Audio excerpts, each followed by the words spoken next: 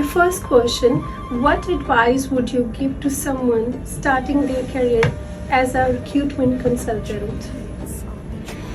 That's a very interesting question, and as you say, there's a lot of people who are currently looking at this sector with a great deal of interest because, as I always mention, it's a growing sector, and let's ignore any of those things that you may hear in the media about how AI is taking over and really dominating this space, and there's going to be no jobs for recruitment consultants going forward.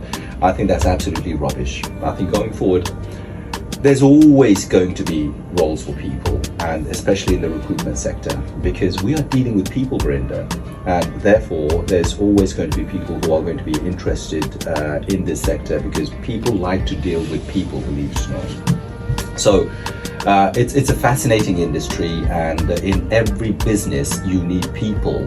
And therefore you need people who can identify the right people for this organization, and we call them recruiters or HR, in some countries.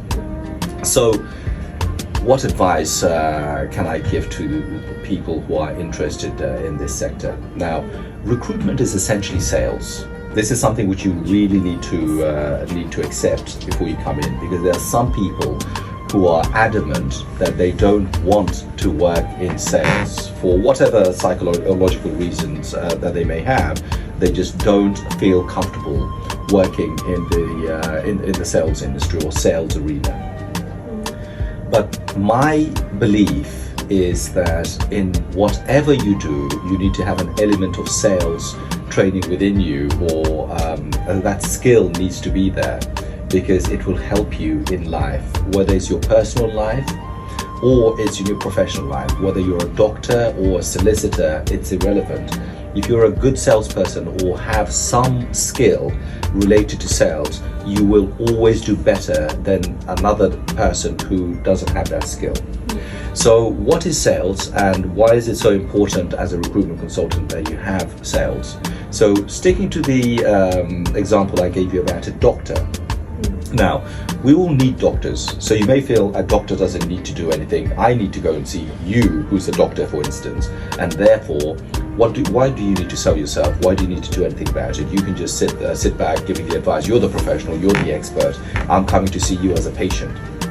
Now, that's perfect. That's absolutely fine. In most cases, this is going to be fine. But why is it some doctors we regard as better than other doctors? Okay, maybe it's on their professional opinions on an ailment, possibly.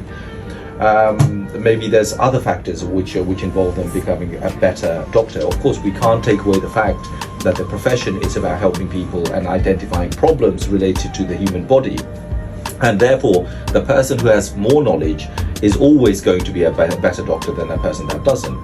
However, there are some soft skills which we associate with people depending on it doesn't matter which industry you're in. And this is what I'm talking about, the soft skills. When you go somewhere, when you talk to somebody and you feel so comfortable and so easy with that person, why do you feel so comfortable and easy with that person? I think that person has made you feel comfortable. They're the ones that has created this environment of comfort for you. And therefore you feel easy and you are more open to any suggestions or any sort of questions that they may have. So that is where sales come in. That doctor is actually showing some level of customer service, some level of sales, and you feel a little bit more comfortable. As a patient, some people are very nervous. They go into the doctor's surgery, they have a problem. Some of them, they can't communicate well enough as to what's actually going on with them.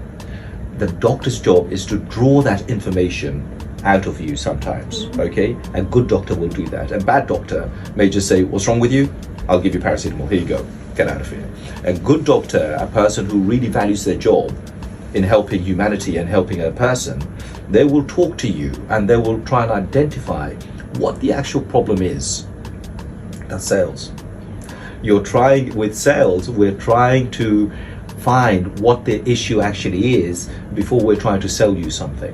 A doctor may not sell you anything, because in the country that we're from anyway, in many parts of in the world, they actually sell you medication. Okay, but where we are, we're very fortunate in the UK with the NHS that we have. The system is not there to take any money from us personally, but it's there to try and really help. So the better doctor is the one that can draw the information out of you, identify what the problem is, and then give you the solution, which will help.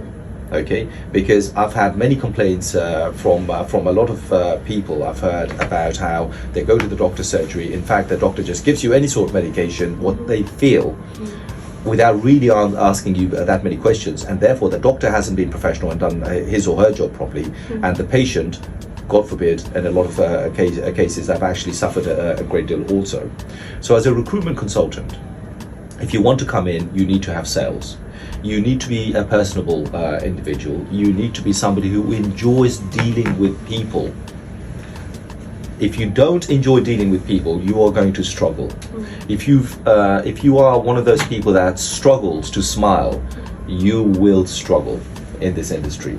The kind of people that I know, and I know they are similar to me as well. You and I, we've spoken about how we connect with people. We connect with people who are similar. Whenever I walk into a recruitment office, the office is buzzing usually. Okay, the type of people are very similar to each other. They are very usually. This is what you'd see, and it's not. Again, I'm just summarizing. It's not always going to be the case, but you see people who are happy, vibrant, ready. Ready for the day.